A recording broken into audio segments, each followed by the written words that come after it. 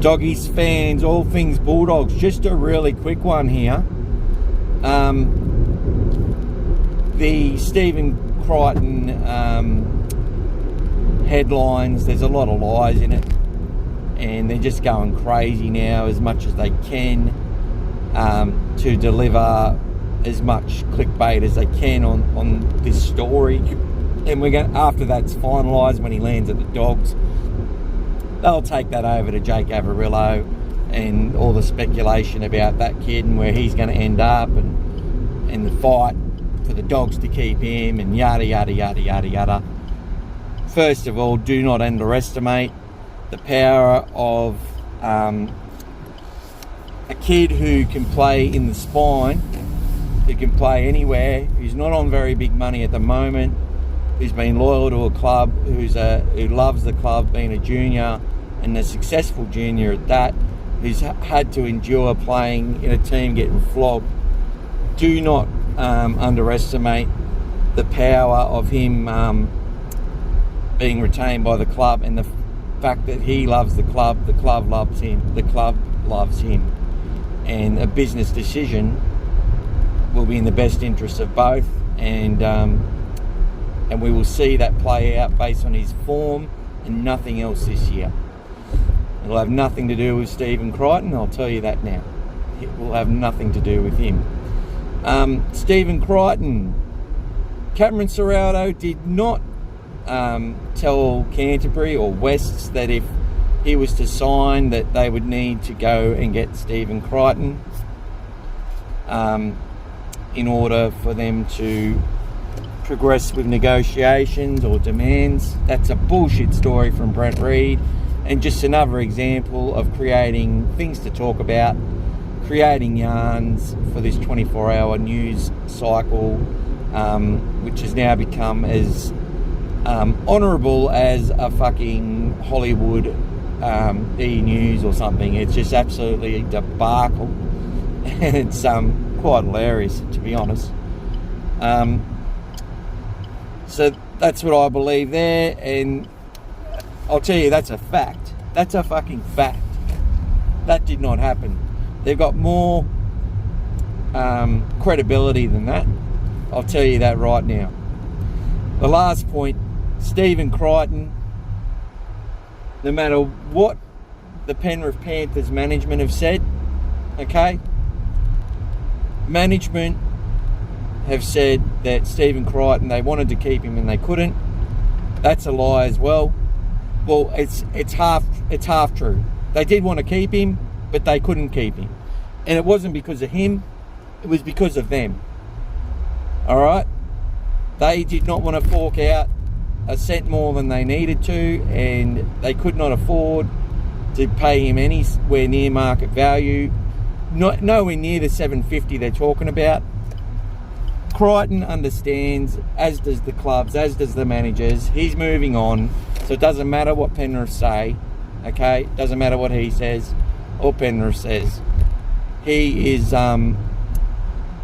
leaving them so they can say what they want, and all they're doing is appeasing their own fan base by ensuring that, you know, there's a lot of fans who love Stephen Crichton. He's part of a dual premiership winning side. He's a local junior. He loves the area. He's forever in their hearts from a memorable moment of catching that ball off Cody Walker and scoring that intercept try, which won them their first premiership in a very, very long time. So they've got to save face with their fans. So they've got to create the rhetoric that he left, and and then the media adds to it that he wasn't happy and all this bloody shit, and he'll say that as well. He'll go along with it. It won't matter, and that'll keep Ciraldos out of it. The Panthers love Cameron Ciraldos. They still have a good relationship with Gus Gould. There was a disagreement about Ivan Cleary and Ciraldos and who should have coached, and they went with the safer option in Cleary because they wanted to ensure that they kept Nathan Cleary, and that's a fact. And Gus thought that was the wrong business decision, and I think Gus may have been proven wrong in that. But at the same time, there's The rivalry is to sell tickets. They want Dogs fans and Penrith fans to dislike each other. They want as many rivalries as they can to sell tickets for the commercial side of the game. It sells, people go out and buy the jerseys. They want to tribalise it, and that's what footy's all about. So we don't need to get stuck into Stephen Crichton and make him look like he's a fucking, gold digger and he's out for a payday and all he cares about is the biggest offer. The Dogs will pay him what they think he's worth and they'll negotiate that. And the headlines are just bullshit. The statements from clubs, a lot of people rely on statements from clubs as what they go by. And in the statements from the club, what you get is the official announcement of them staying or going. And that's generally all you need to know about it. Everything else is managing the business. Gus, when he says he's got to manage business, when he's got to manage it, means he's got to tell lies, he's got to fib, he's got to keep people in the dark, he's got to do what he's got to do. And that's what he does. And it's the same with every club. They manage it, they lie, they fib, they tell truths here, half-truths there. And, that's what they got to do. And it all adds to the romance and the theatre of the game, because all these headlines that sell the game and the revenue flows back in, because it's owned by the media. Well, that's just the way it is. So my point out of all this is let's not listen to these headlines as much as we can regarding Jake Averillo in the future after Crichton signs. Averillo's future will be dependent on his performance this year. And I'll tell you now, if the Dogs are successful in 2023, we make the finals, make a run, and he's a part of that, and a big part of that from the fullback position, and he does what I expect him to do this year, and that's quite a fair bit more than what he's done, all right? I just know he can do it. If he does that, I'll make the call now. He'll be the fullback to start next year, and Crichton won't care. His opportunity will come up, and if he's good enough, he'll take it. And that's the way the Gus will look at it.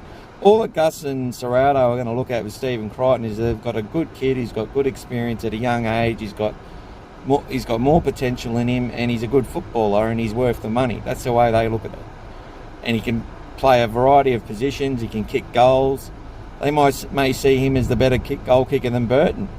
So there's so much more in it. And for Canterbury, it's about adding another quality footballer. I'm pretty sure they consider Jake Averillo to be a quality footballer as well, and retaining him will be a priority if he delivers this year. Cheers, guys. That's my thoughts. Take it or leave it, but I'm telling you now, those headlines are bullshit. The statement from the club of the Panthers, it's not true. And Brent Read's comment that Ciraldos demanded that Crichton would have to come and be signed in any club he goes to is the most bullshit headline I've ever seen, and it's embarrassing to see it on Bulldogs pages. Take care, guys. All great to chat and converse and debate and have a bit of banter. It's been good fun, and we cannot wait for 2023.